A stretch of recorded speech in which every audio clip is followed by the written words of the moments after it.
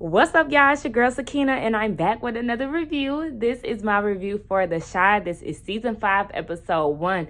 We are back. It's the summertime, and we know that The Chi comes around when it's nice and hot. I'm so excited. This is one of my favorite shows to review because I just always thoroughly enjoy it.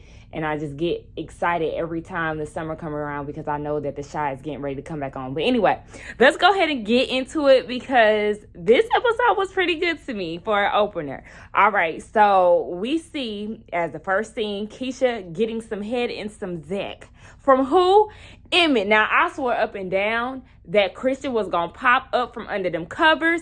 But when I seen that it was Emmett and they were giving hot and steamy, baby, I said, hold on. I was not prepared, but I was actually enjoying what I was looking at. I said, put it down, Emmett. Okay.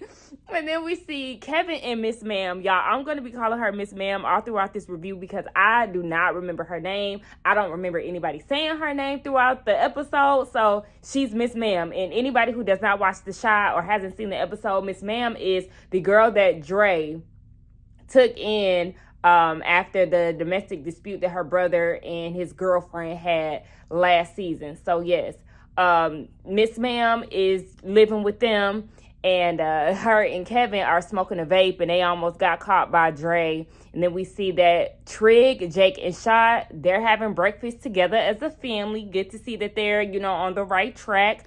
Papa got his R. Kelly braids in. We see that he's making some personal changes. And then we see that Jada and Sway still going strong. But after he gets up out of bed, it looks like Sis has a lot on her mind. I said, it's giving change of heart. You ain't even have to say nothing. That face said it all, Jada. Okay. So we're going to start off with Keisha because Keisha really didn't have too much to give this episode. We learned that she is going to college with the baby. Shout out to my girl for moving on with her life and not allowing this kidnapping to, keep her back any longer. We see that Dre and Nina, they're on good terms now, which is good because we all remember how Nina cheated on Dre after she was making assumptions that Dre was sleeping with Jada. All of that. Child, I'm surprised. All these memories are coming back to me because I damn sure did not go back and watch season 4 just, for refresher purposes. So I'm just proud of myself.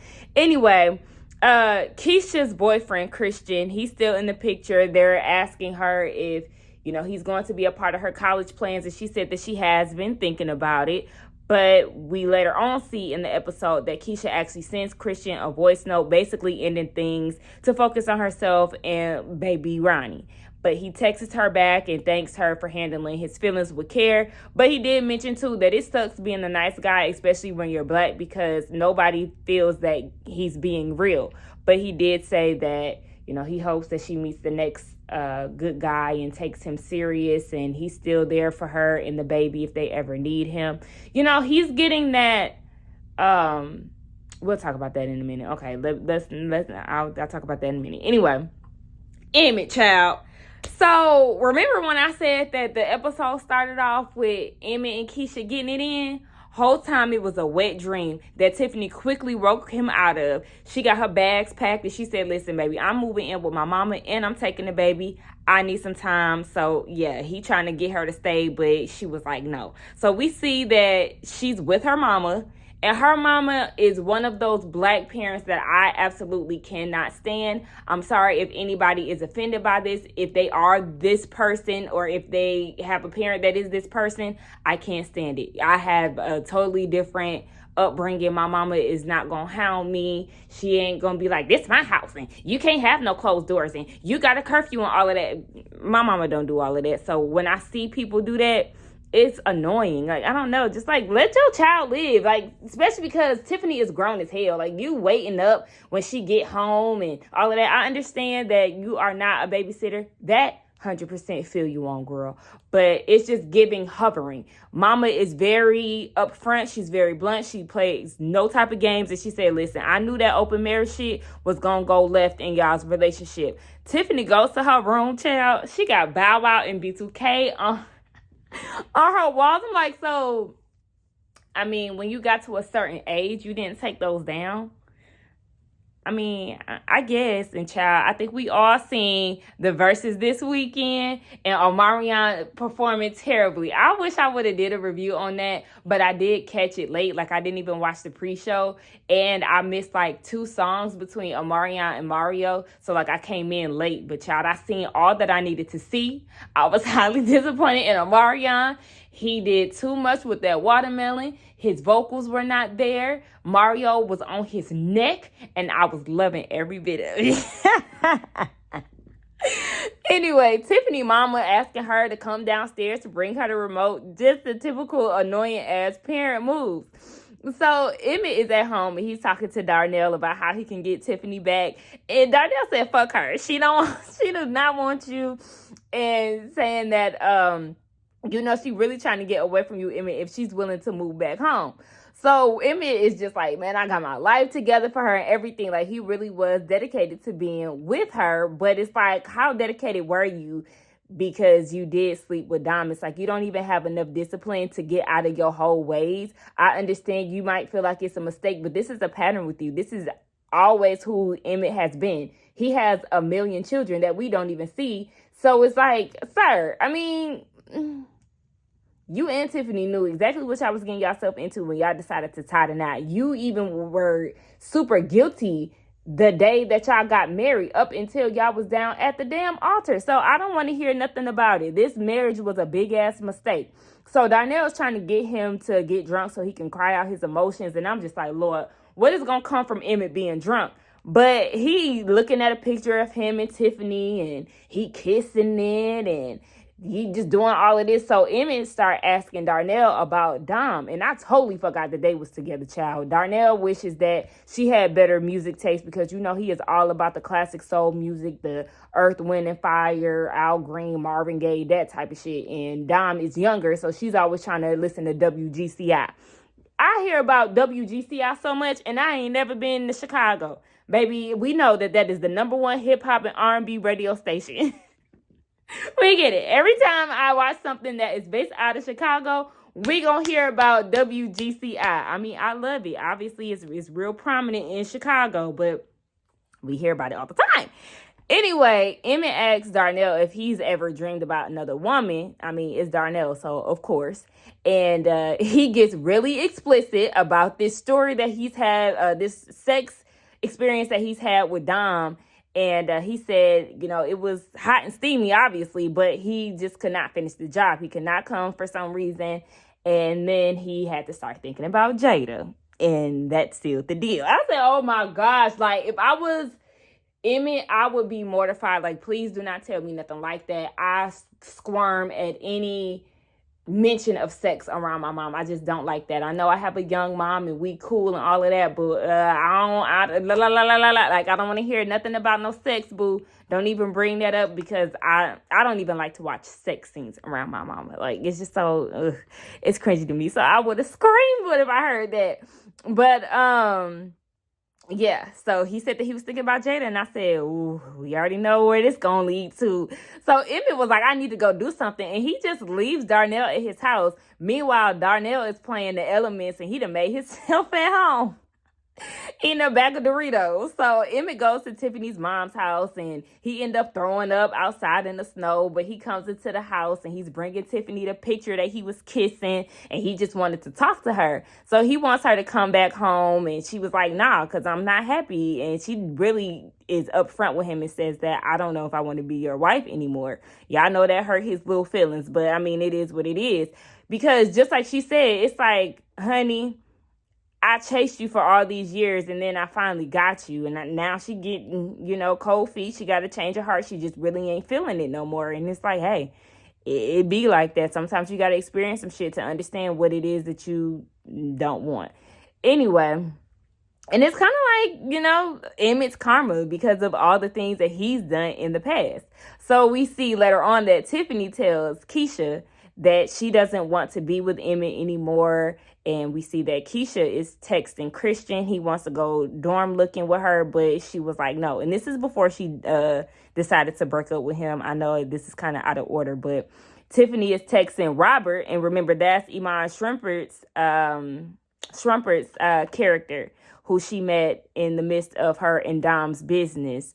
So yeah, they still, messing around, and she's getting a text from him, and Tiffany is asking Keisha who she's texting, and she said Christian, and Tiffany calls him a weirdo. But just like Keisha said, you're calling him a weirdo because he's treating me nice. He's like weird for that. He's getting the Russell Wilson treatment. Okay, and this is what I wanted to mention before. And it's really unfortunate that nice guys do finish last, in the words of Christian, because it's like, why do I have to disrespect you to get respect from, the outside world? And it's a fucked up mindset. But then I say nice guys finish last, but I feel like a lot of the time these days, women are really starting to wake up and see that a lot of men are not worth a damn. So it's like, yeah, I'd rather go with the Russell instead of the Future, because the Future is not going to, satisfy me in places that I need. He's going to disrespect me. He's going to sleep around with other girls. He's going to, call me all kind of bitches and hoes. He think he can buy me with his money. He gonna have kids everywhere. It's like, nobody wants to deal with that. I want to deal with this nice guy who treats me with respect, who loves me, who is attentive, who wants to have a family and actually be committed to that family. So it's very unfortunate, that Christian is getting this Russell treatment. But it's like, listen, the nice guys are really winning these days. So keep your head up, Christian. It was nice while it lasted. Just like Keisha said, she did go through a lot. So him being that soft space for her, it was something that she needed at the time. So then after Keisha and Tiffany, they go dorm room shopping or whatever the hell they was doing. She goes home, and her mama was waiting on her, getting on her nerves, making all these damn comments. And she gets a FaceTime call from Robert, and he hears her mama snapping and shit. And he was like, why don't y'all just come move with me? And she was like, no, I'm not doing that. And plus I got my son. And he on some like, and type shit, like, yeah, y'all bring y'all asses, let's go. And I'm like, okay, because she actually moves in with him. Now, he did have a very nice place. I said, okay, I love a man who has a clean place. It's nicely decorated. That gives just an ultimate attraction for me, because it's like, okay, you understand how to, you know how to live on your own. So I love shit like that. He doesn't need a woman's touch, to make his space comfortable and all of that. I love seeing stuff like that on a man. So she moves in, and I'm really confused because, like I said, Tiffany and Dom had this successful weed business, right? Was it weed? Ain't it edibles or something like that? Child, it was something. It was like some edibles or some weed or something. Y'all fill me in if I'm getting it wrong. But y'all got this successful business. You can't afford a place on your own, Tiffany. You literally going to move in with your fuck buddy, and you're taking your child with you. You should have thought this out further. Like, Tiffany, she just, I told y'all since the moment that I've seen Tiffany, it's just been something about her that I just could not stand. And I'm just so disappointed in her decision-making skills. Like, girl, you about to move in with this damn man, and then you're going to start expecting stuff the same way that you started expecting stuff out of Corey Hardwick's character. I can't remember what his name was, but remember she started asking him about like dates or something like that. And he was like, basically, I'm cool with what we doing now. We just having sex. Like, it is what it is. Like, don't be expecting too much. I feel like that's what she's going to do with this situation as well. So, Miss Jada, Sway asked her in her Etta James wig if she wanted to move in together. And, she like, hold on, wait now. Let me think about that. So then later on, we see that she's asking him to fix the shower head. And he like, nah, because I don't live here. But later he apologizes for being pushy. And Jada tells him that she realizes that she likes living alone, but she does like having him around to basically do stuff. And he got real offended and was like, okay, so basically I'm a glorified task rabbit. And he walks out. So we see later on, look, I keep saying we see later on, but later on, Jada calls Darnell, and I knew she was going to do this, y'all, but she calls Darnell to fix her shower head, and baby, he gave her all the extra amenities and some additional services, and I was like, okay, she about to get digged down because she was definitely ready. My girl Jada was looking so good. Like, I really love the haircut, but I don't like the color. If y'all can make it black, if anybody who watches The Shy hears me, if y'all can make my girl Jada's hair black, that haircut would be so cute because it really shapes and frames her face. She looks gorgeous with the haircut. I really love it. I just don't like the shade. But yeah, sis was looking good and she was ready to risk it all for Darnell. So they get the lip locking. And then she stops him because they're both in relationships with other people. And Darnell said, fuck them kids. Like, dead ass. He said, fuck them kids. Talking about Sway and Dom. And he tells her that she's the one that got away. But she put all of that to a stop and kicked him out. I said, girl, you should have went all the way. Like, I understand. But really, I'm on the side of Darnell. Fuck them kids. But then again, it's kind of like, it's funny how Emmett and Darnell, they're having the same situation. You know, Emmett is married to Tiffany, but he's having these dreams about Keisha. And y'all already know how I feel about Emmett and Keisha. I want them to be together. So I'm always going to root for them. But the chemistry is there. It cannot be denied. And we already know they started off, you know, as fuck buddies, basically. They just turned real good friends.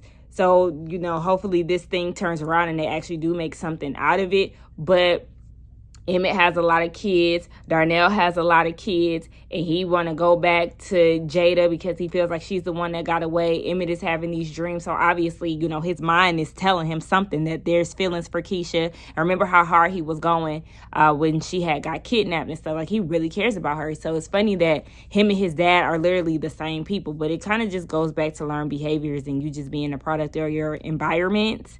Yeah. So anyway, is it me? Or do y'all notice Jada's chandelier or her light fixture in her living room? It's giving old school TGI Friday. Girl, that has to go. I don't know who was a part of the decorating team of the Shy Cast, but I'm gonna need y'all to get rid of that light fixture because it's such an eyesore. It does not go with the aesthetic of the apartment and it's bothering me.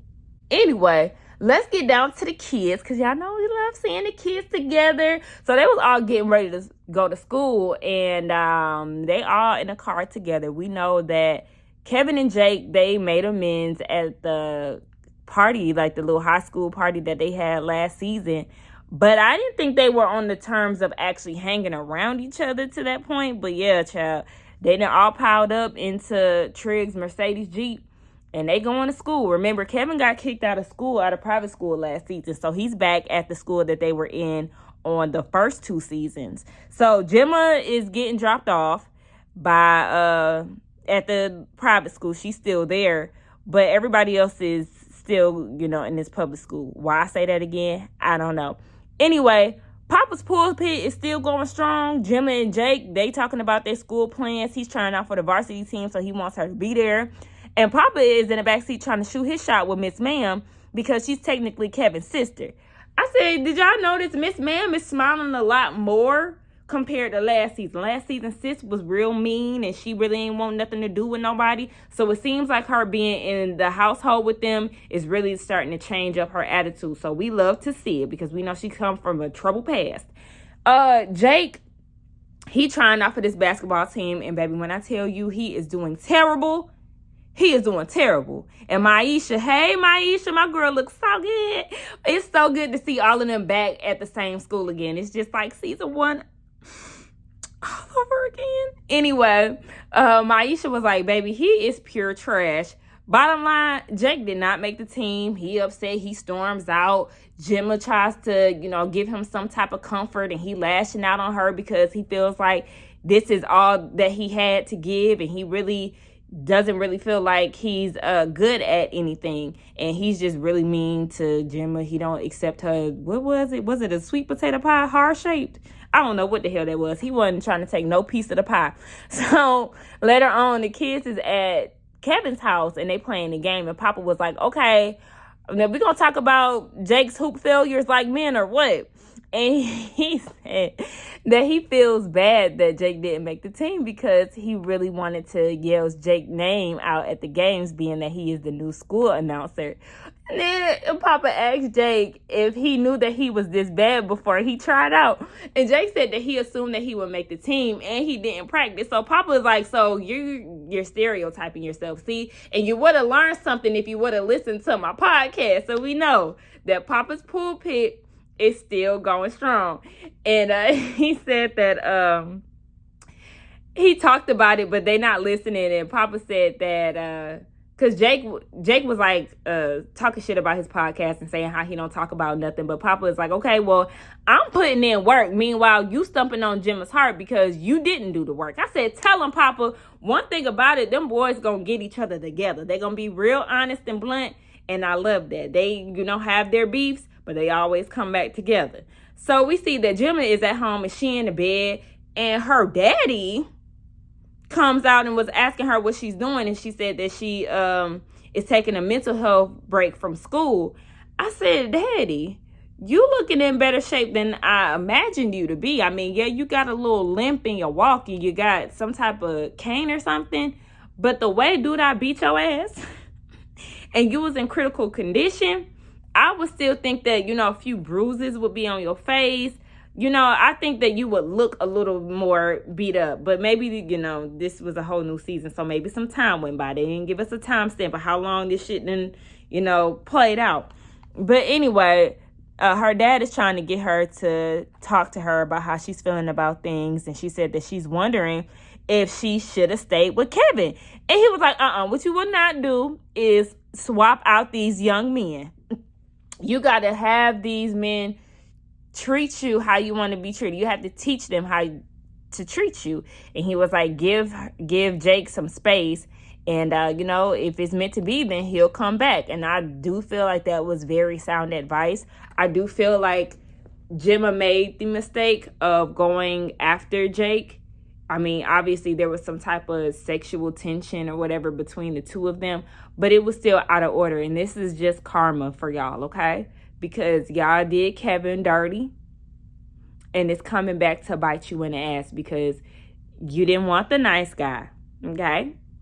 You wanted to go with the little badass, and now he treating you bad and disrespecting you. I think he called her a bitch last season or something. He was like real disrespectful, some shit that Kevin would never do, but baby, that's your decision. Anyway, we get down to this game day, right?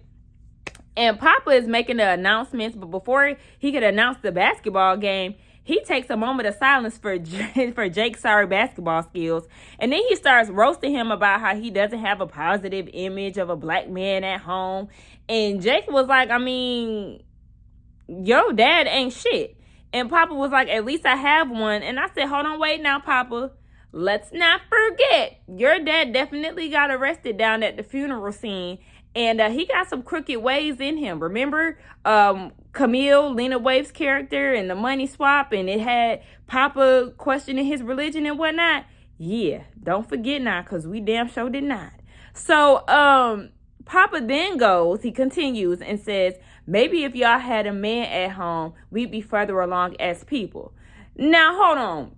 Don't you get it twisted, because there's also neglectful, abusive, and unemotionally available men within the household. So please don't get to spewing that bullshit now, Papa. Just because a man is in a household, that does not guarantee stability and a positive mental health and all of that. Like, please get away from me with this. So everybody started booing him and they took him off the mic. And I'm questioning, what the hell was Papa's logic? Like, what was your goal in this, huh? This is your friend. What's happening? I didn't appreciate that. Anyway, I wrote notes somewhere, and then I don't know where they went. But, yeah. I just remember it off the top of my head, so we're going to talk about it. About Miss Ma'am and Kevin, they're down at the little game center or whatever. Remember, Kevin is now a gamer, and that's how he met her anyway. But they're down at the game hall, or what you want to call it, and she was saying Papa was on some wild shit, and if I was Jake, baby, we would have been throwing hands. She said, you got one time to cross me. And he was like, girl, you always burning bridges. And he was like, yeah, she really didn't give a fuck. But they peeped these two white boys playing this game. And Kevin joins them. And you can just hear the white boys like, kill him, kill him, kill him. And I was like, oh, it's giving very racist, honey. The white men are very geeked to take down a black man on this damn video game. And it's really starting to trigger Kevin and the fact that he shot Ronnie. And Miss Ma'am is peeping that he's a little off. Like, she can read his body language and was like, bruh, let's just go. Like, you know, or win the game and let's go. So he ended up taking both of the players down and he leaves. But I'm like, okay, well, these feelings are being brought up again. So I'm wondering where that's going to go with Kevin, because he did deal with a lot. Kevin has dealt with a lot, okay? From him shooting Ronnie, from the death of Brandon, who was really close to him being attacked by the police. Kevin has some shit on him. Remember last season, him and Jake got attacked by the police at gunpoint. So, yeah, he just been through a lot, and I feel like that might spark up something in him again, even though we know that he dealt with some issues last year, too, with that. Anyway, let's get into Tracy, right? So we see that some kids are down at the Chicago neighborhood police office and they fighting. So they break it up and Trigg slams one of the dudes to the ground. So they end up going to the office, and Tracy and Trigg are trying to talk to both of the young men about bringing negativity into the space. And Trigg wants them to apologize to Tracy. And one of them is mad because the other guy who was getting beat up won't stay on his block. So Trigg is like, man, y'all arguing over this stupid shit. This ain't even your block. And Shad is there as well. And he's trying to explain, you know, his reasonings for being in jail over some dumb shit. And they both demand that the young man volunteer. Of course, the young man giving them some lip like, you know, fuck this type shit. But they was like, yeah, you better bring your ass up here tomorrow, period, point blank. And after they leave the office, Tracy is like, do y'all realize that y'all just invited a murderer into this damn building? The young man who was beating on the other dude, he actually killed Ronnie. She remembers seeing his face and saying that he did this for Coogie. We all remember that because that scene took us the hell out. We were not expecting that. So Trigg and Shad was just like, you know, we can't give up on these kids. They trying to save everybody. But Tracy really ain't trying to hear that. Later on, we see that Trigg is ring shopping with Shad. And I'm like, where is my girl, Imani? Like, please, I need her to be present. And I don't remember seeing her in any of the trailers, any of the promo. And it really saddens me because I want to know where the hell she at. She was trying to save the girls. Last season was a lot for her. But Shad is singing her praises and saying that she's a good woman. And he's happy that they're a family. Y'all know they came a long way. I mean, towards the end of the season, they definitely started to get along, but it just took a while for Shad to really accept that Trigg is in a relationship with a transgender woman. But yeah, they're one big happy family now, and he's all in support of it, which we love to see. We love growth, baby. So Trigg had all the girls back in the day. Shad is, you know, reminiscing about school days, and he wasn't really, you know, focused on girls like that because he really had to support his family. So that's something that Shad really admired about him. And then we learned that Imani is out of town in St. Louis because her mom is sick. So we see that Emmett is singing I Wish by Carl Thomas, and Trigg walks in. To me, I really think it's funny that Jacob Lattimore was trying not to sound good because we know he is an actual singer and his vocals are really good. He's talented. And baby, he was trying to sing off key. Both in the club, singing off key. And I wish I never met her at all. It gets better. Order another round. Hey, it's about to go down. Sidetrack. Anyway, Trigg is telling him that, you know, there's somebody out there for him because we know he's deep in his feelings because Tiffany don't want to be married to him no more. But we find out that Trigg stopped by Smokey's because he's planning to propose to Imani there. I said, what in the ghetto hell? Out of all places in Chicago, and I remember saying this shit last season, out of all the places in Chicago, it's like Smokey's is the only restaurant. Now it's a damn proposal venue. Next, they're going to turn it into the wedding venue. I just don't understand why everything has to be done at Smokey's. Please, I don't know if y'all need to up the budget or what, but there's other restaurants, okay? People say that Chicago is a big foodie city. Please, let's get other options because I'm motherfucking tired. Anyway, next thing you know, they hear some glass shattering, and it's that little hoodlum who threw a brick through Trig's window in his car, and then Trig starts chasing him down the street, and he beats the boy's ass and damn near choked him to death. Meanwhile, the whole thing is being recorded, and Trig is like, fuck. I said, this is definitely a setup that I thought was going to turn out worse than it did. I said, child, because listen, if he killed Ronnie, he liable to kill again, child. So I was a little nervous when they went down that alleyway. I was scared. Anyway, Shaw wakes Trig up the next morning and was like, baby, you done went viral. You need to fix this. Look at these comments, like the people on your ass. So they go and pull up on this little hoodlum, and they offer him a position down at the center. And oh boy is like, I don't want no fucking job. He'd rather be a hood rat. He is for the streets, baby. He does not want to live right. So Trig mentions that, you know, him taking a life, and he was like, yeah, you need to be at the center because I already know you got a lot that you dealing with. It's not easy taking a life. So, go ahead and get down to the center. I said, child, y'all really trying with him. Meanwhile, I would have gave up. It's but so many times I'm going to try with somebody, especially a badass kid. I don't have patience for bad children, but y'all doing the Lord's work. So shout out to y'all. Kevin and Miss Ma'am. Oh, I already mentioned that, child. Anyway, what's I finna say? Yeah, I already mentioned that. I just misplaced it. Anyway, so we get down to the proposal night. Trig is at Smokey's and he's gearing up to propose to Imani. And she walks in and he's on bended knee with the ring. So I thought. Some random lady walks in and it's not Imani. And I had a feeling, I said, this ain't her. I just had a feeling, but I was still happy at the same time. And they let me down. It definitely was not Imani. Come to find out, sis has a messenger. I don't know who this lady was, but the messenger was like, yeah, Imani is still in St. Louis after seeing that video, and she needs some time. And I said, Imani, so you send out a messenger down to Smokey's when you could have simply gave Trig a call? That don't even make sense. And you don't even know the backstory. You ain't try to call him? What the fuck is happening? Are you still holding a grudge for him not saving that girl? It's just getting out of hand. And at this point, yeah, girl, please stay in Missouri because we ain't got time for your shenanigans. So Shad is trying to break up the awkwardness and he trying to continue the party. He want to play Cupid Shuffle. Y'all, I hate that song. I cannot stand Cupid Shuffle.